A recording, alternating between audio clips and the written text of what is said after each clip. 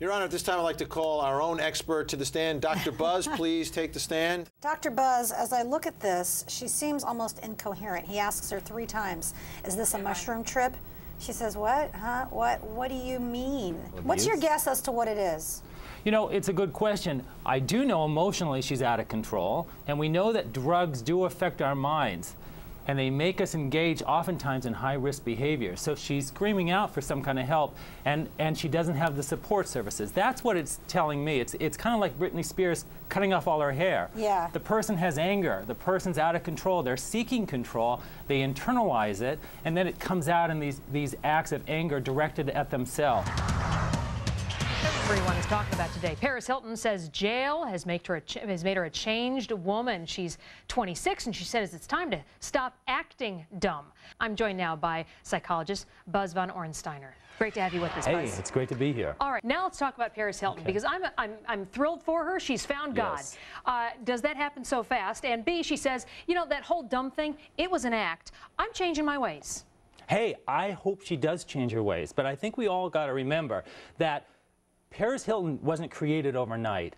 This is a woman who really seemed to have no limits set on her. No, I remember when she was a young teen, the reports in the press here of her dancing on tabletops. I don't think she was wearing underwear at that point, according to the reports. Right. You know, and that's at 15 or something. Right. Can you undo that kind of upbringing overnight? You can't. I think that's the point. It's going to take some time. It took a long time. It took 26, 28 years to produce Paris Hilton. It's going to take some time to see change. And will her parents be an integral part of that? Because they, you know, clearly weren't able to keep her in bounds when she was a child even. Right. Will it be important psychologically? Do they have to change their ways, their way of dealing with her to help her change herself? I think parents are your most important role models. And you know, with Paris Hilton, the apple doesn't fall too far from the tree. Her mother's very much like her. They don't place a lot of limits on her, and they don't seem to lead particularly structured or productive lives. If you want to show that you've changed, show it in your behaviors over time, and we'll see it. We'll see it in her behaviors.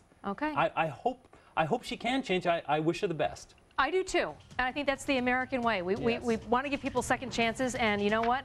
If she does change, she has the money to make a real difference in society, and hopefully she will. Dr. Budge, okay, put on your psychologist hat now then, because this theory that she was suicidal, she was depressed because her career wasn't going anywhere. I mean, I would think someone who's had 20 years in the industry, who's been through the ups and downs, would have that resilience.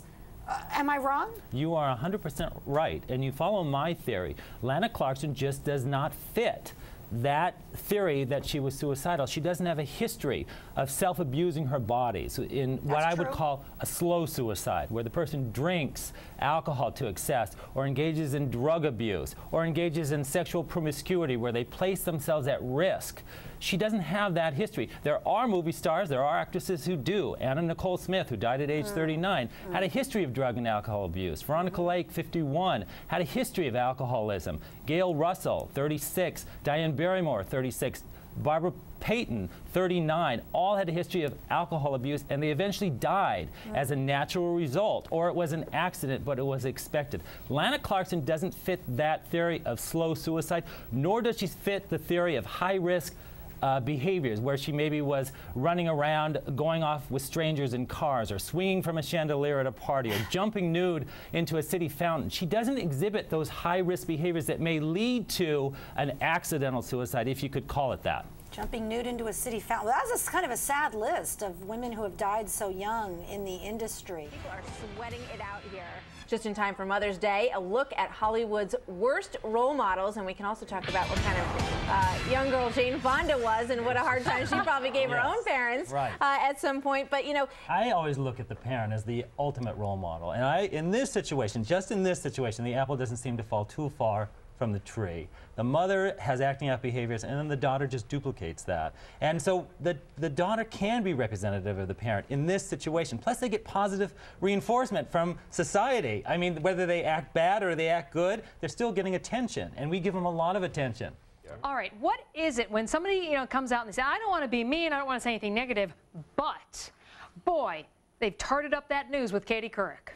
You know, it's kind of sad. We are in a competitive society, and here's an individual who didn't do as well. He's seeing someone else who's not doing as well. So instead of focusing on the solution, maybe offering some suggestions, he's then just looking at the problem and in a way kind of mudslinging. It's almost like misery likes company. There's no solution to this. It's only just name calling. It's kind of sad. Is it like a passive aggressive thing where, you know, because he starts out with, I don't want to say anything negative, but, right. And then goes into the negatives. And again, it's very easy to focus in on the negatives. What would have been better is give her some solutions, give her some choices, help her along, not just put her down. But so again, do you think he really wanted to help, or was it more a put down to feel better about himself? Well, again, we tend to focus in on the negative and mudsling at other people. But so I guess, yeah, he was just putting it out there. He didn't do so well, so now he's kind of relishing saying she's not doing so well. Miss Mandy, let's pray for a fabulous pilot season, then the dough will flow. Hugs and kisses, Lana. What do you make of that? That to me sounds very typical of an actress who is still dedicated to pursuing her craft.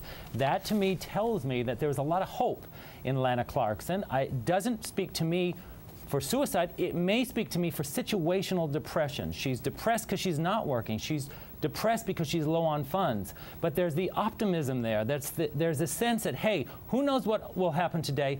Who knows what will happen tomorrow? So to me, she still sounds very optimistic. But still, Phil Spector has not answered specifically to those. No, absolutely.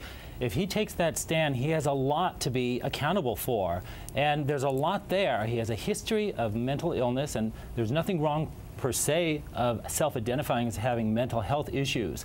But are you being medication compliant? And if you have a problem with alcohol, why are you drinking? And if you persistently pursue this woman, were you on Viagra? So right there we have alcohol, we have a mixture with psychiatric medication, and then we also may have Viagra in that mix. And it's very problematic. She wanted to leave. She had her purse strap on her shoulder. He persistently pursued her. She wanted to go home. He has a lot to be accountable for. And if he gets on that stand, those are the questions I would want to know. And I think the jury wants to know those questions also. What happened there? Were you on your medication? Were you medication compliant? Were you drinking? Were you on Viagra? If she wanted to go, why wouldn't you let her go? What was your intent?